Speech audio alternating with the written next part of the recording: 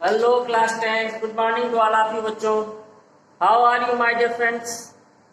Good, well, fit and fine? Yes, I am Anup Mishra with Anurag Adit channel basic बात YouTube में class 10 के लिए लेकर के आ गए नेक्स्ट वीडियो कोऑर्डिनेट का सेक्शन फार्मूला चल रहा था बच्चों.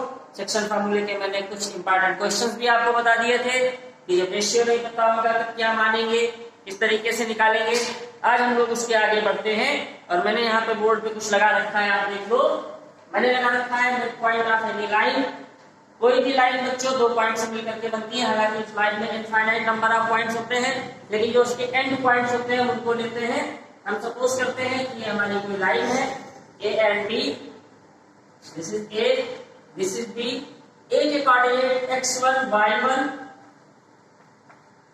और बी के कोऑर्डिनेट x2 y2.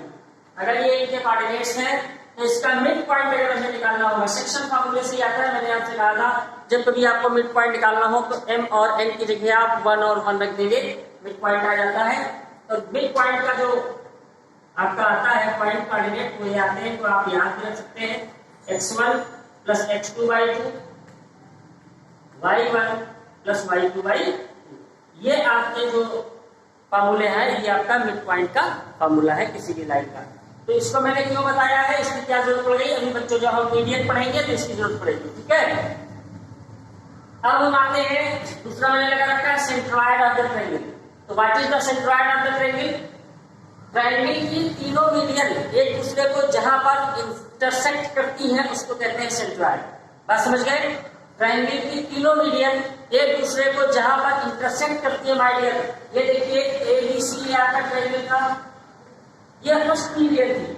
मीडियन का मतलब ये है कि सामने वाले कॉर्नर से सामने वाली लाइन पे साइड खींची जाए जो कि लाइन को आधा करे. ठीक है, वर्टेक्स से एक लाइन खींची जाए जो उसको हाफ कर दे तो उसको मीडियन कहते हैं. तो ये इसको मान लेते हैं A D is the median, B E median और सी एफ मीडियन. ये तीनों मीडियन देखिए एक दूसरे को यहाँ पर काट रही है तो इसको बोलते हैं सेंट्रॉइड. इसका फार्मूला होता है x1 plus x2 plus x3/3 कामा y1 plus y2 plus y3/3. एक नंबर में पूछा जाता है सवाल इस पे, तो आप इसको आसानी से लगा सकते हैं. सीधे फार्मूला यूज कीजिए, लगा लीजिए, कोई प्रॉब्लम नहीं है. ठीक है, कहीं भी आपसे मीडियन पूछे आप लगा लीजिए, कोई प्रॉब्लम नहीं बनेगा. कर लेंगे. अब देखिए एक सब मैं यहाँ पे लगा रहा हूं, इसी फार्मूले पे बेस्ड है, आप देख लें उसको. इसको रख के दे रहा हूं. ठीक है,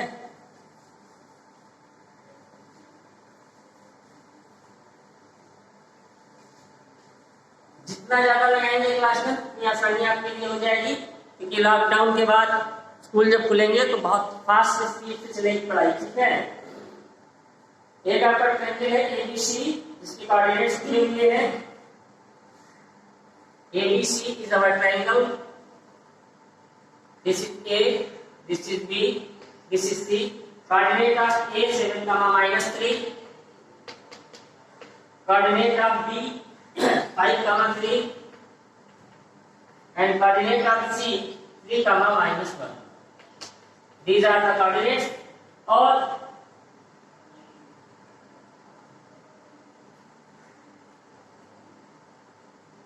ए डी मीडियन की आपको लेंथ चाहिए.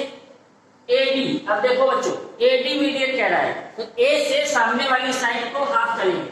सामने वाली साइड का ये मिड पॉइंट हो गया, इसको यहाँ पे डालेंगे.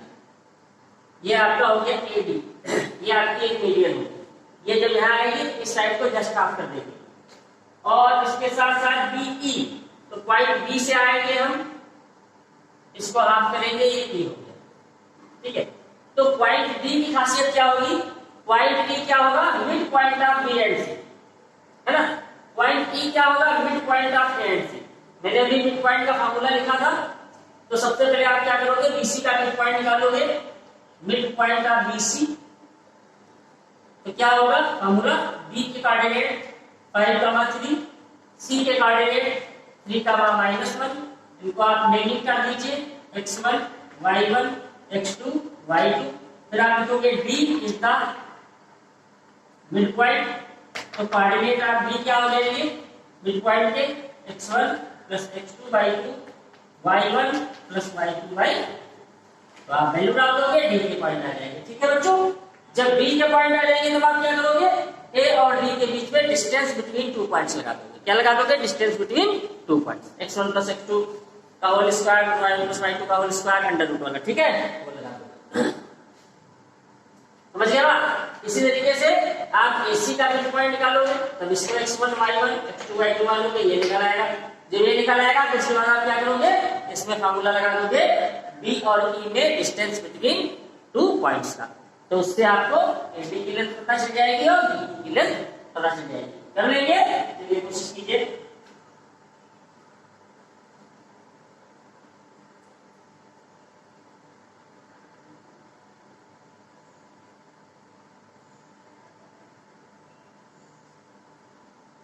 ठीक है, हो गया। चलिए इसको भी कर लीजिएगा। एक सम और देख लीजिए, अच्छा है सम। ये सारे बहुत अच्छे सम बच्चों, तो आप लगाएंगे बहुत आसानी से हो जाने वाले हैं, कहीं कोई मुश्किल नहीं आने वाली। अगर कोई मुश्किल आ जाए तो फिर आप मुझसे कहिए। एक पैरेललोग्राम दिया हुआ है,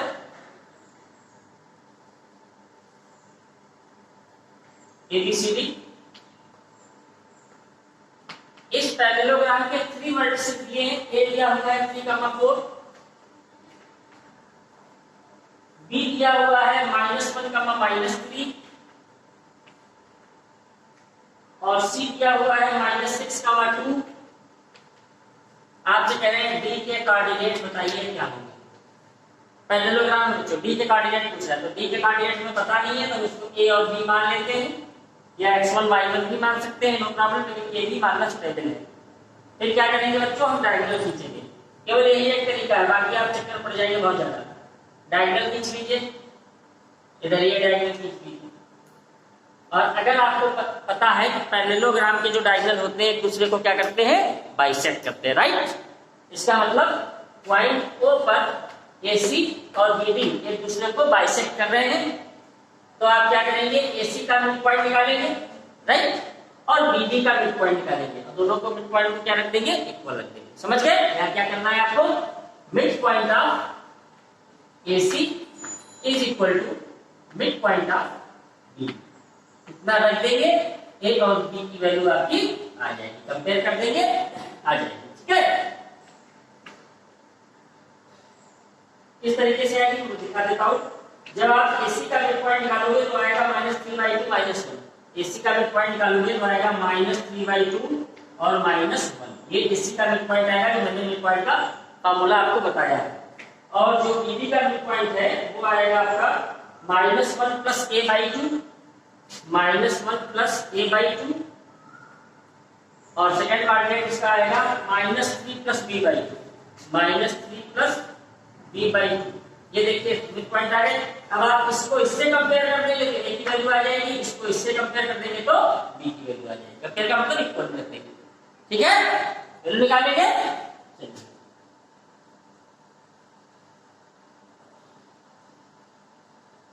सेंट्रॉइड में 1 नंबर का पूछा जाता है, सॉल्व कर लीजिएगा। ठीक है, बाकी कोई इसमें बहुत बड़ी चीज नहीं है।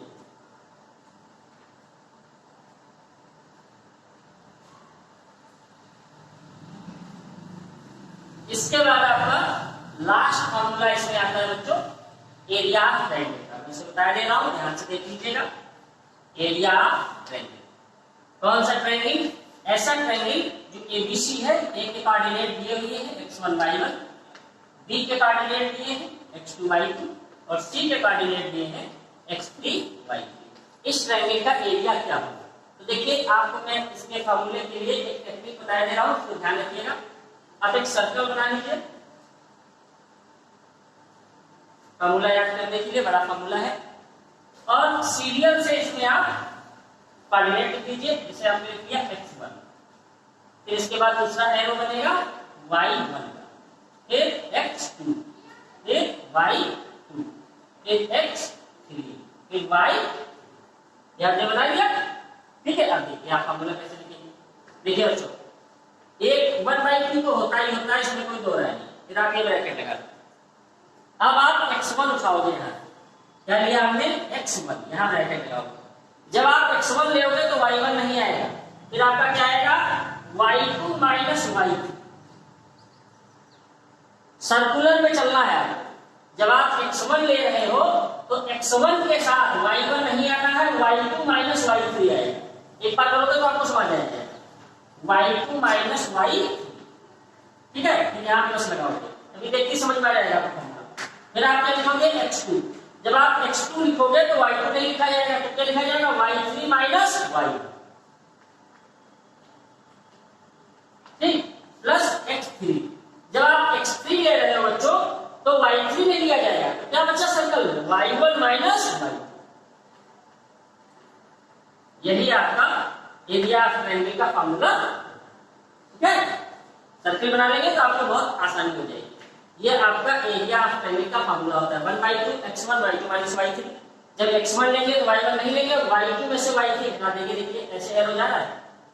जब x2 लेंगे तो y2 नहीं लेंगे, तो y3 में से देखिए y1 हटाएंगे, यानी x के साथ y1 करवाएंगे, ठीक है। इसको कहते हैं एरिया ऑफ ट्रायंगल। इस पर ही सब पूछा जाता है आपसे, और केवल फार्मूला बेस, कुछ करना ही नहीं, सीधे फार्मूला बेस, फार्मूला डालिए आंसर ले लीजिए, ठीक है। अच्छा, इस पर एक सब और आता है। कभी कभी बच्चे पूछ देते हैं कि शो दैट, मान लीजिए यही पॉइंट्स दे दिए 5, 2, 3, 3, इस तरीके से, show that these points are collinear, ये पूछ लेते हैं कि सिद्ध कीजिए कि ये तीनों पॉइंट कोलिनियर है, एक ही लाइन में। तो बच्चों अगर कोई पॉइंट एक ही लाइन में होंगे तो उनसे ट्रायंगल तो बनना नहीं, तो आप उन तीनों पॉइंट्स को यहां रख देंगे। अगर ये 0 आ जाता है तो आप लिखोगे कि पॉइंट्स आर कोलिनियर, ठीक है।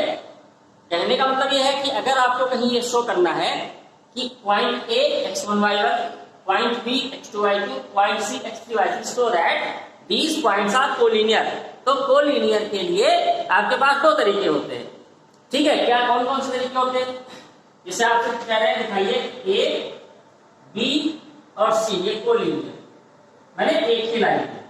कोलिनियर का मतलब होता है एक ही लाइन में होना। तो कैसे इसको दिखाते हैं, 2 तरीके।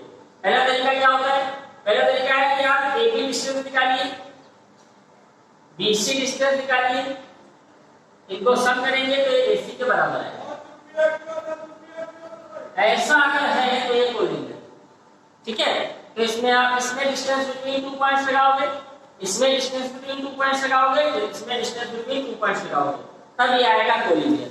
तीसरा आसान तरीका ये है कि आप इन तीनों पॉइंट्स को उठा के अपने एरिया ऑफ ट्रायंगल में डाल दीजिए। अगर एरिया ऑफ ट्रायंगल 0 आ जाता है तो आप लिख दोगे कि दीज पॉइंट्स आर कोलिनियर, क्योंकि जब एक ही लाइन में है ट्रायंगल बनेगा नहीं, जब ट्रायंगल नहीं बनेगा तो एरिया तो अपने आप ही 0 हो जाना है ना। तो आप इससे करें, ठीक है क्लास। ये आपके कोऑर्डिनेट ज्योमेट्री बच्चों खत्म हुआ। और अब आपके कौन कौन से चैप्टर हो गए हैं मैं जरा बता दूं आपको। देखिए, आपका रियल नंबर हो गया है, आपका पॉलिनोमियल हो गया है, लीनियर इक्वेशन इन 2 वेरिएबल हो गया है, आपका ट्रिग्नोमेट्री हो गया है, स्टेट्स हो गया है, आपका हाइट एंड डिस्टेंस हो गया है, और आपका कोऑर्डिनेट ज्योमेट्री हो गया है, ठीक है बच्चों। फिलहाल अब 10th के वीडियो कुछ समय के बाद ही आएंगे।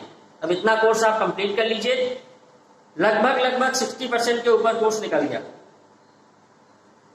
ठीक है। बाकी अब अगर आपको कुछ वीडियो चाहिए किसी टॉपिक पे तो आप कमेंट में लिख के भेज देंगे, तो उस टॉपिक पे वीडियो बना के डाल दिया जाएगा। लेकिन अब आप सम सारे कर डालिए, सारी साइड लगा डालिए, उसके बाद ही आपको नेक्स्ट वीडियो क्लास 10th का मिलेगा, ठीक है बच्चों। और अब क्लास 10th की जो साइंस है उसके वीडियो शुरू होंगे, इसलिए ध्यान से कल से वीडियो साइंस के स्टार्ट होंगे। और पहली सीरीज जो वीडियो की आएगी वो केमिस्ट्री पे आएगी, इसलिए ध्यान से आप वीडियो को देखिएगा। मैथ के वीडियो कुछ समय के लिए रेस्ट में रहेंगे, ठीक है। ओके।